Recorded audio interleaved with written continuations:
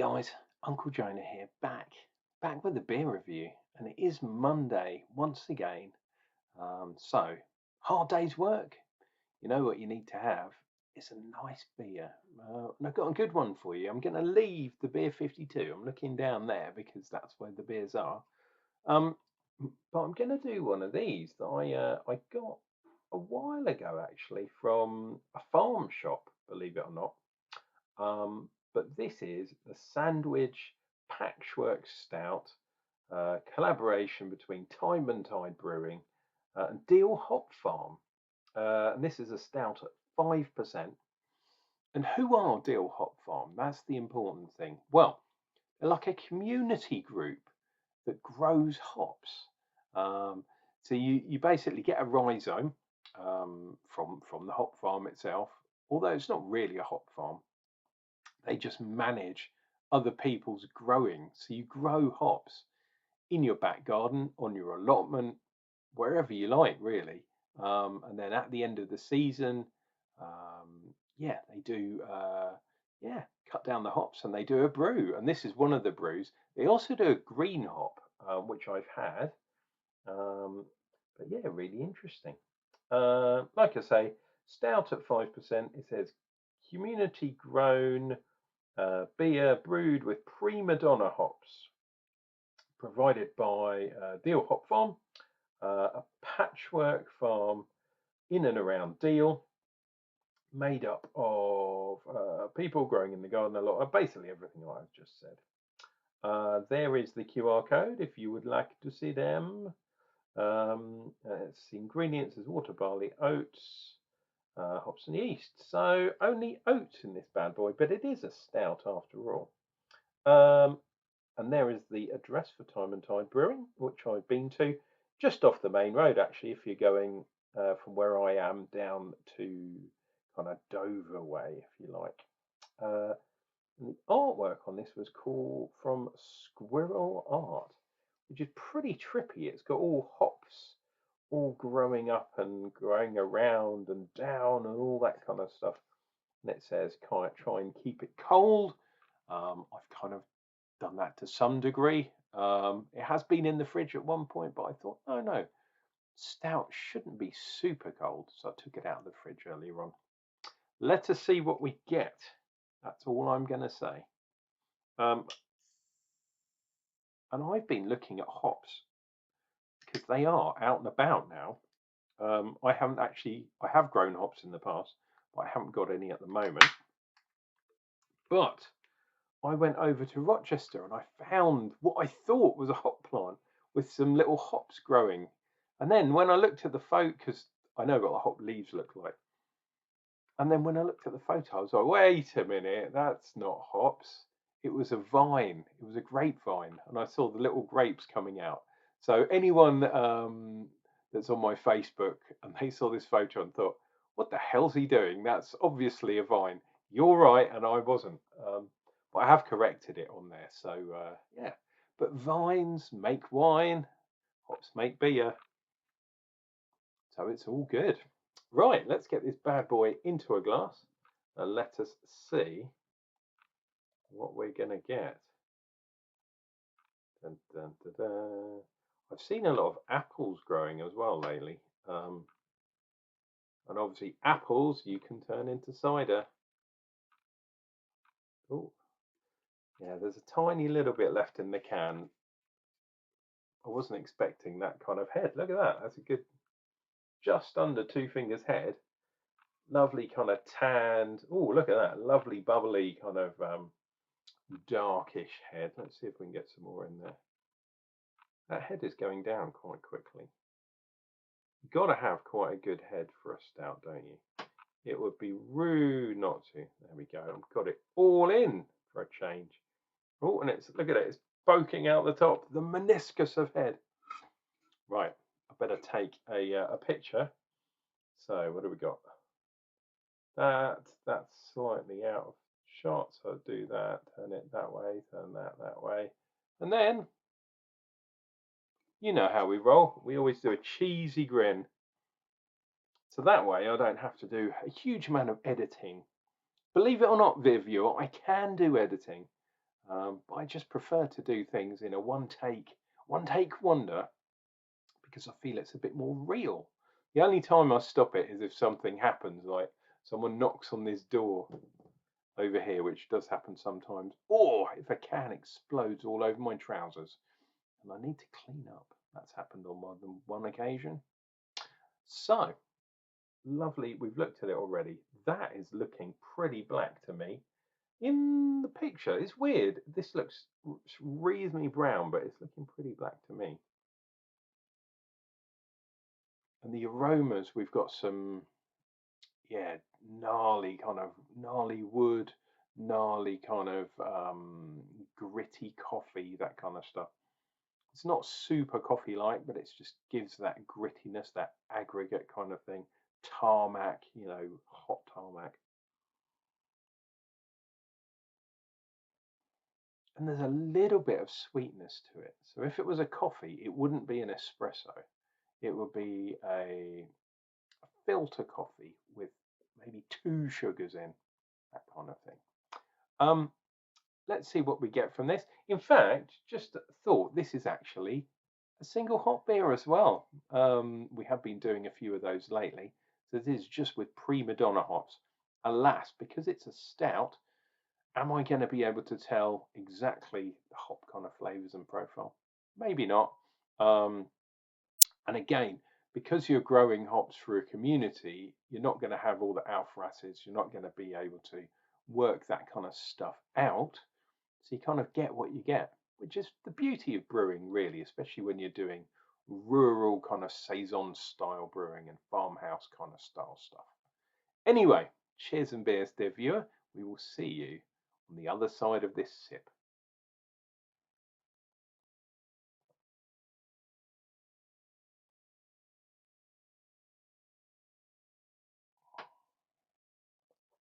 Whoa.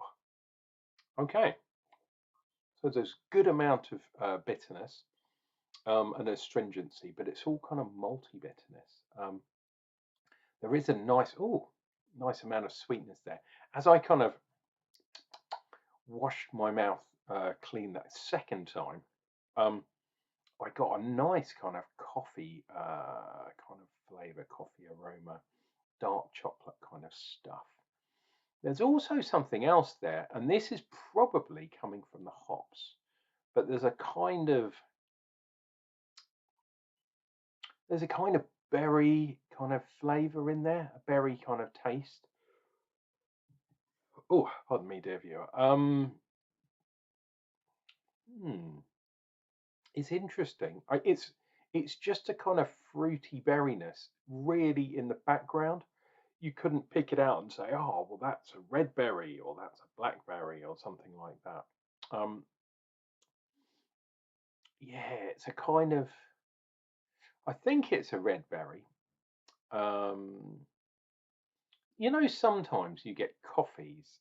Certain strains of coffee have a kind of berryness in them. That's kind of what I'm getting. But like I say, I couldn't pick out exactly what kind of berry it was. It's not like a cherry flavor or something like that. It's just a kind of generic berry.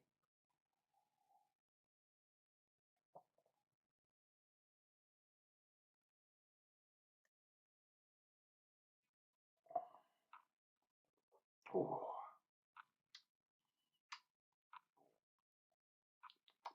I'm really looking for any kind of hops. I suppose and if I remember rightly, Prima Donna is a kind of dwarf variety. I think it's related to Fuggles somewhere along the line, and that would kind of make sense because I've got that kind of earthy kind of thing, obviously coming from the malts, but I think it's coming from the hops too. Um, and it's balanced quite nicely. Like I said at the beginning, I thought it would be a bit more sweeter, and to start off with, I did have a little bit of sweetness in the mouth. But I would say this is edging on the bitter side than on the sweet side. Um, Maybe that's a mixture of malts and the darkness and the astringency that I'm getting, which kind of gives a little bit of a bittering, but also the hops used. I'm pretty sure they have got that kind of earthy, maybe a tiny bit of spiciness to it as well. I should have looked them up because if I'd looked on the back of the can, which you would have thought I would do, but hey, never think that I do things the proper way. I'm always doing them the Jonna way. Yeah, I might have done a bit of research, but no, I haven't in this occasion. Tell you what's interesting, even though it's got oats in, it's not really. I mean, there's a tiny bit of foam right on the top, but that head has basically disappeared. But it's not sticking around on the side of the glass at all. I mean, if I swirl, there's a little bit of kind of oiliness, but it doesn't stay very long. It runs down. So, unlike sort of imperial stouts or porters, barrel aged as well, kind of do it sometimes. Pardon me, because this is only 5%. He says, looking at it, yeah, 5%. Yeah, it still tastes quite light, which is interesting because something like a Guinness, which is a lot lower, I think, where does Guinness sit at the moment? I think it's 4.2. It won't be long before it's 4%. I think it's just going to keep dropping and dropping. But you get a real roastiness, a real kind of flavour boost that means, to me at least, it tastes stronger than it actually is. Whereas this is kind of the opposite. It's 5%, but it doesn't have a superb kind of thick mouthfeel, and the alcohol doesn't really hang around either, which is weird because with stronger alcohol kind of beers, they do tend to have that kind of oily, resinous thing that sticks onto the side of the glass, but not in this case. It's not massively strong, 5%, but yeah, stronger than something like a Guinness or a Murphy's or a Beamish, my absolute favourite. Right, let's get this finished off.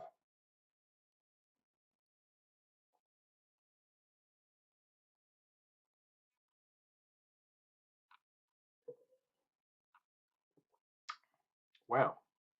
So yeah, quite nice, quite easy to drink. There is a good kick of bitterness there, and a tiny bit of sweetness to balance, which is really nice. I think that's been done really well. Um, Time and Tide, there we go. I think I've said it before. Time and Tide are doing lots of things this year. They are teaming up over in Faversham with McNade early in July, doing a sort of beer and barbecue, it's called, which I'm going to go along to. I'll let you know how it goes, but we'll see. We'll see what happens. The other thing they're doing is they're doing a thing at Canterbury Cathedral, um, in their new kind of meeting venue, but that's a ticketed event. And I'm always a little bit reticent when you're paying to go somewhere just to gain entry, um, and even things like the Brew London events. Oh, it's 60 quid or whatever, but you get free beers, and then you look at it and it's like, yeah, your sitting's only 2 3 hours long. Can you drink 60 quid's worth of beer in 3 hours? Can you even get to the bar a number of times within that 3 hour period, which would make £60 good value? Um, Personally, I think not. If money is no object to you, and you don't, some people that like craft beer have got a shed load of money. Unfortunately, I don't. Um, so I'm always reticent to go to these type of events purely because, yeah, money is too tight to mention, as the old Simply Red song went. Anyway, if you fancy doing it, I'm not going to say you're wrong, but yeah, I always like to get value. for kind of what I do. Anyhow, this has been your loving Unclejona, drinking all types of different beers, including community-led ones, and that is something to be saluted. So yeah, time and tide, well done for getting involved in the community-led kind of beer scene. That makes sense. The cynical side of me would say you get free hops for it, but hey, that's always me thinking on the cynical side. If I've entertained you, if you found this interesting, why not consider subscribing to the channel? Click like to this video at the very least, and Unclejona will return with another beer review real soon.